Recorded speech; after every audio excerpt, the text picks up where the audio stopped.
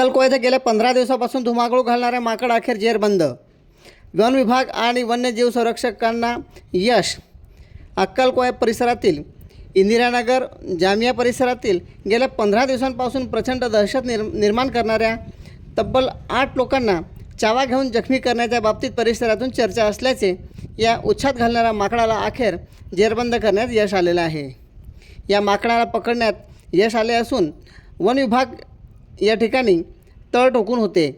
One विभाग आणि परिसरातील जनतेने या ठिकाणी लक्ष देऊन ठेवलेले होते. माकडामुळे संपूर्ण गावात भीतीचे वातावरण पसरलेले होते. गेल्या 15 दिवसांपासून हा खेळ सुरू होता.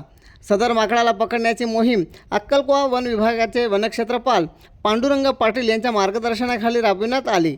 यामध्ये वनपाल ममता पाटील व वन विभागाची टीम तसेच नंदुरबारचे मानद वन्यजीव संरक्षक संजय वानखेडे आणि वन्य प्राणी संरक्षण आणि बहुउद्देशीय संस्था नंदुरबारचे अक्कलकोवा या ठिकाणी असलेले वसीम मकरानी, राहुल कडरे, कैलास देसाई, अमन मकरानी, वाल्मिक कोळी, विशाल क्षत्रिय यांनी या ठिकाणी परिश्रम घेतल्यानंतर त्यांनी मिशन पूर्ण केले.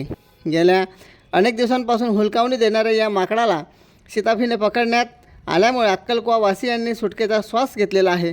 वन विभाग आणि वन्यजीव संरक्षण टीमच्या या धाडसी कामगिरीमुळे सर्वत्र या परिसरातून कौतुक करण्यात येत आहे. Chandrakant Chavan, 3G News 24 अक्कलकोवा. अशाच नवनवीन बातम्या व अपडेट्स बघण्याकरिता चॅनलला सबस्क्राईब करा, लाईक करा व शेअर करा.